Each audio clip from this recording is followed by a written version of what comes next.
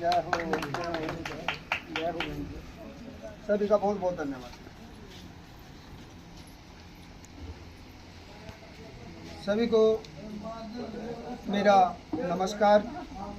और आज हमारी बहन लता जी ने आपके गांव में प्रोग्राम रखवाया राष्ट्रीय लोक जनशक्ति पार्टी का।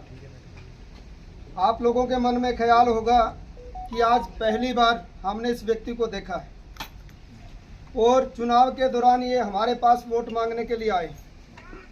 लेकिन मैं आप लोगों को बताना चाहता हूं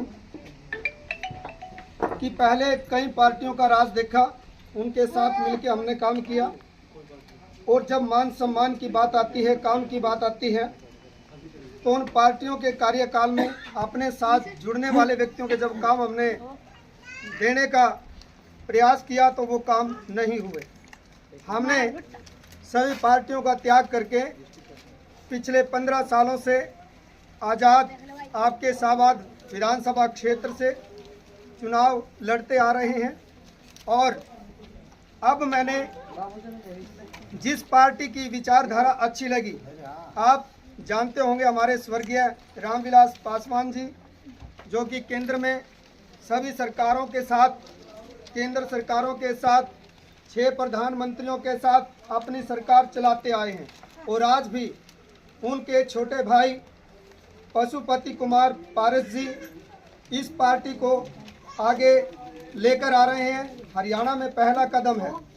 और हम आप लोगों से एक ही बात करते हैं कि हर बार जिन नेताओं को हम बनाते हैं, जिन नेताओं को चुनकर विधानसभा लोकसभा में भेजते हैं, वो लच्छेदार भाषण देने के लिए आते हैं और हमारी वोट को ऐंठने का काम करते हैं, और हमारी वोट ले जाकर फिर हमारे साथ क्या अत्याचार करते हैं आपने भली भांति देखा होगा।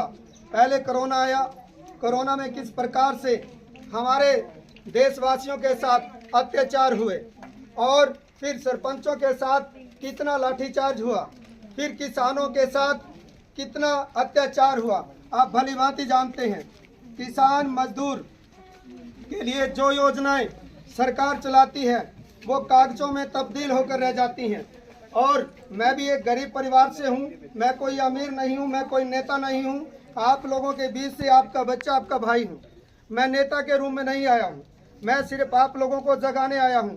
मैं ये कहना चाहता हूं, जब हम अपनी बेटी का रिश्ता करते हैं, एक अच्छा घर देखते हैं, एक अच्छा वर देखते हैं, और ताकि वो खुशहाल रहे, वोट भी हमारी बेटी है, हर कोई आकर ले जाता है और फिर हमारे ऊपर अत्याचार करता है। देखिए, मैं एक ही बात कहूँगा, ना शराब से और ना नोट से देश बदलेगा, आपकी वोट से।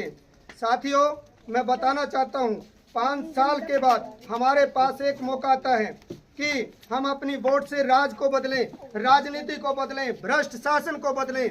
यही हमारे पास हथियार है। और वो लोग आप लोगों को लुभावने लालच देकर आप लोगों को आपके अधिकारों से वंचित रखते हैं, आपकी योजनाओं से वंचित रखते हैं। आज देख लीजिएगा, गरीब मजदूर किसान का क्या हाल है। गरीबों तक योजनाएं नहीं पहुंचती, बीपीएल परिवारों तक वो योजनाएं नहीं पहुंचती जो उनको चाहिए। साथियों, मौका एक बार मिलता है, चाहे आप उसको आप संभाल सकते हैं और चाहे उसे गवा सकते हैं। मौका बार बार नहीं आता, 5 साल में एक बार आता है। हम किस व्यक्ति को चुनकर विधानसभा में भेज रहे हैं, आप लोग प्लीज बैठिए एक बार। आप लोग देखते होंगे कि जो विधायक पहले रहे, मंत्री रहे, उन्होंने कितनी विधानसभा में आप लोगों की आवाज उठाई। आज तक कोई विधायक, कोई मंत्री विधानसभा में बोलता हुआ नजर नहीं आया कि गरीब के घर में आज ये योजनाएं नहीं पहुंची। किसी भी प्रकार से वो हमारी आवाज उठाने के लिए विधानसभा में नहीं जाते। जो कैंडिडेट पार्टी उतारती है, कम से कम 5 करोड़ में टिकट लेकर आते हैं और उसके बाद 10-15 करोड़ रुपए वो इलेक्शन पर खर्च करते हैं। क्या वो आपका भला कर पाएंगे? नहीं कर पाएंगे। तो साथियों, हमें जागना होगा। एक आम व्यक्ति चुनाव लड़ ही नहीं सकता, क्योंकि एक आम आदमी के अधिकार ये छीन लेते हैं।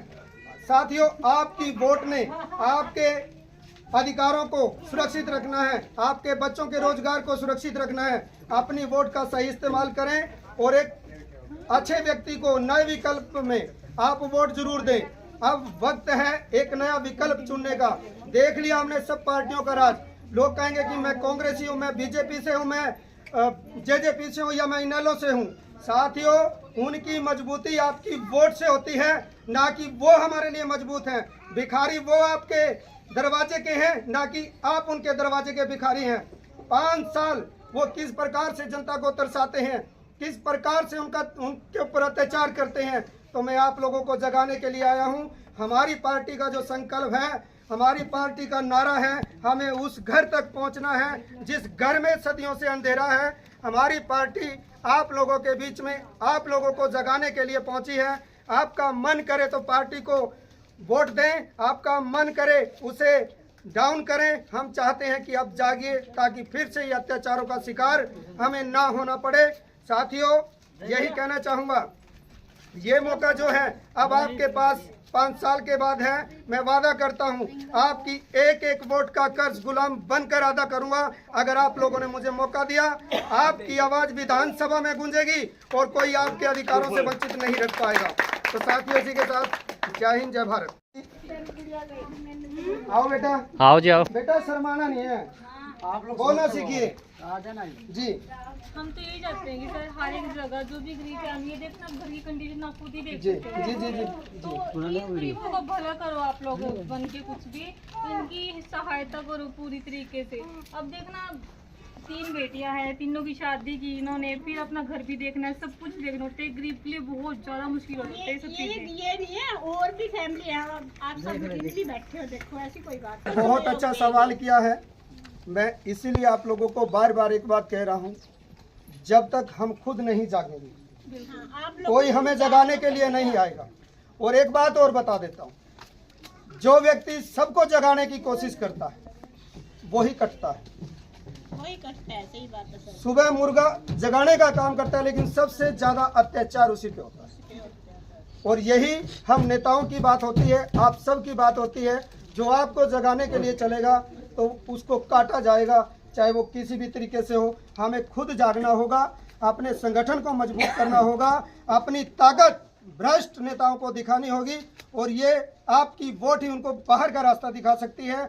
और साथियों, यही कहूँगा, जैसे इस बेटी ने आवाज़ उठाई है, आप लोग आगे आइए, मीडिया आप लोगों के लिए खड़ा है, अपनी आवाज़ बुलंद करें, बहिष्कार करें ऐसे नेताओं का जो आपकी वोट ले जाकर फिर आपको अत्याचारों का शिकार बनाते हैं। कोई भी दिक्कत परेशानी हो आप बता सकते हो इनको, इस टाइम में आपकी दुख तकलीफ आप लोगों से एक ही बात करते हैं, जिस लायक हम होंगे, अगर आपको आपके अधिकारों से कोई वंचित रखता है तो हम उसको पूरा कराएंगे। आपकी वोट इतनी कीमती है, उसको ऐसे किसी को क्यों देते हो आप लोग? फिर ऐसे बंदे को से नए विकास कार्यों का होता है शुरू। नारी शक्ति आगे शाहबाद की जनता से